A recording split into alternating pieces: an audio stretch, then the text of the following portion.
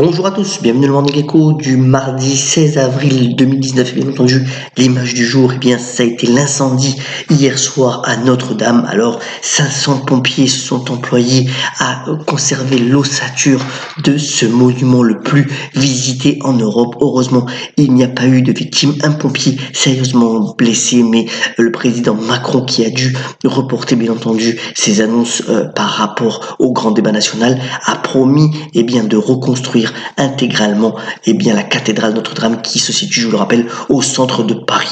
Dans un contexte où vous voyez les marchés financiers ont plutôt été stables hier, légère hausse en Europe, légère baisse aux États-Unis sur fond de résultats des banques américaines qui ont légèrement déçu, que ce soit Goldman Sachs ou Citigroup, mais finalement des marchés toujours bien orientés. Vous voyez que l'Asie résiste encore, et surtout quand on regarde les indices compilés notamment par la banque Citibank compte tenu des annonces économiques, on voit que l'Asie réagit déjà même par rapport aux États-Unis. C'est la courbe jaune. On voit que la reprise est en cours dans les principaux pays asiatiques, et qu'on revient sur des niveaux plus satisfaisants d'activité, et ça laisse augurer de plutôt bonnes nouvelles pour les semaines et les mois à venir dans la zone d'Asie.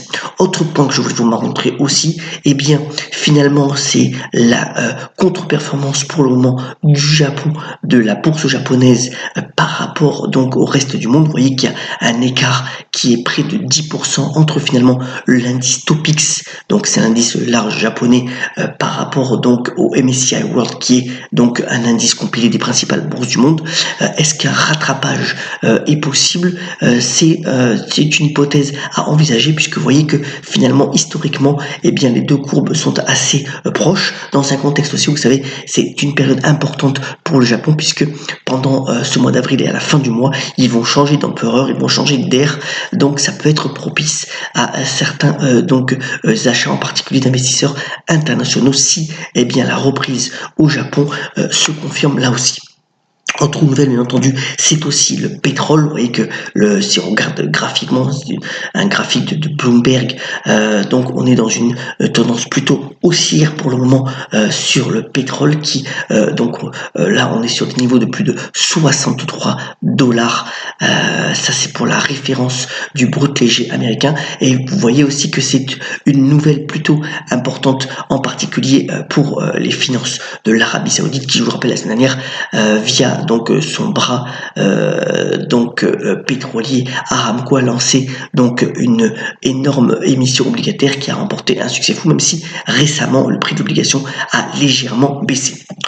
Autre nouvelle aussi, je voulais vous montrer ce matin, reliée en particulier par les Échos, c'est la radiographie du comportement des Français par rapport à la voiture. Il faut savoir que pour les Français, la voiture reste très importante. C'est 9,2% du budget qui est consacré aux automobiles. Bien entendu, la moitié c'est dû au carburant. Alors c'est souvent une obligation de prendre sa voiture pour aller au travail, en particulier lorsque l'habitation se situe loin du lieu de travail.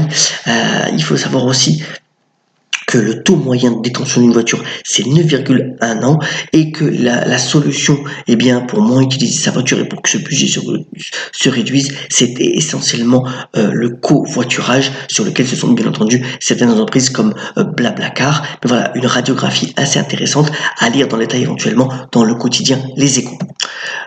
Autre point aussi au niveau des finances, c'est le succès non démenti des fonds liés à l'immobilier. Alors il faut savoir que le rendement de ces fonds-là est quand même assez intéressant. Il a été de 4,4% net de frais l'année dernière. Ça représente donc un nouvel encours de nouvelle collecte en 2018 de 7,2 milliards d'euros. Il faut savoir que ces fonds liés à l'immobilier représente une masse de 70 milliards d'euros. C'est très peu, bien entendu, si on compare par exemple à l'assurance vie, qui a un encours de 1700 milliards d'euros. Mais enfin, c'est une classe d'actifs qui intéresse de plus en plus, en particulier avec des sociétés qui se démarquent, par exemple Primonial, qui est une société de gestion vraiment concentrée sur l'immobilier, et qui affiche de beaux résultats, notamment en misant sur l'immobilier commercial. Donc voilà, les fonds liés à l'immobilier qui connaissent toujours un engouement assez intéressant. Autre nouvelle que je vais vous montrer avant les brèves, alors c'est eh bien ce mini cœur. Alors pour le moment ça a la taille donc d'un cœur d'un lapin, mais qui a été fait grâce à une imprimante 3D avec des tissus humains. Et c'est quand même ça a été fait par des scientifiques israéliens, une découverte assez importante parce que ça permettra finalement à de nombreux patients de moins attendre pour voir si une transplantation fonctionne. Alors ça a été un premier essai clinique, on verra si ça peut se démocratisé, mais c'est quand même assez important puisque ça a été fait grâce à une imprimante 3D et c'est quand même un résultat à saluer. Alors, dans les brèves aujourd'hui, outre le fait que ce sera une journée avec énormément de résultats, puisque on aura notamment les résultats de Netflix, de IBM, le chiffre d'affaires de L'Oréal après donc la clôture des marchés ce soir, avec aussi des chiffres économiques. Eh bien, des nouvelles d'abord, bien entendu, eh bien la réorganisation à marche forcée d'EDF. Vous savez que Jean-Bernard Lévy a été reconduit pour un second mandat. C'est vraiment l'enjeu donc de pouvoir réorganiser l'électricité en France. Alors EDF, il y a deux points importants. D'abord, ça va être de sécuriser les revenus dans un contexte de plus de concurrence, mais aussi l'idée de pouvoir mettre en place les nouveaux investissements qui sont nécessaires dans un contexte où, eh bien, il y aura une hausse malheureusement des taux des tarifs de l'électricité pour normalement juin ou juillet, mais aussi donc les difficultés par rapport à l'EPR de Flamanville. Donc voilà, il y a les deux points. Il va falloir gérer ça avec les syndicats, c'est pas évident. De nombreuses consultations sont encore à l'œuvre et une réunion importante aura lieu fin mai sur le sujet avec bien sûr un comité d'entreprise qui sera présenté et qui sera convoqué pour début juin. Donc affaire à suivre concernant EDF, avec peut-être aussi une renationalisation partielle voulue par le gouvernement qui a fait pas mal d'efforts pour l'électricien ces derniers temps. Autre point, alors, c'est concernant l'environnement et l'initiative qui a été prise par Danone, qui par ailleurs connaît une belle tendance boursière depuis le début de l'année. Alors l'idée, c'est de réduire le plastique. Vous savez que Evian, donc une des marques de Danone, c'est 1,9 milliard de bouteilles par an. Eh bien, les bonbonnes vont être mis à l'essai. Alors, c'est le même système que les fameuses capsules Nespresso, c'est-à-dire que une bonbonne va être installée donc chez vous éventuellement, et puis lorsque le niveau est proche de zéro, eh bien il y a directement donc une connexion qui est faite avec votre compte, permettant finalement la livraison d'une nouvelle arrivée d'eau. Alors c'est un système qui va être pour le moment testé via 200 clients à la fois à Londres et à Paris via donc ce système d'abonnement, et c'est assez intéressant. Nestlé aussi via Nestlé Water va se mettre sur ce créneau d'ici la fin de l'année ou début de l'année prochaine. Voilà, donc sur le segment des eaux qui est quand même assez important pour ces grosses entreprises de l'agroalimentaire. Et bien ce pas qui est fait pour l'environnement est plutôt à saluer. Alors, dans le domaine donc des applications de rencontres, on a eu hier, vous voyez, une performance assez importante de Match Group. Alors, Match Group, c'est le holding de tête notamment des applications comme Hinge et en particulier Tinder.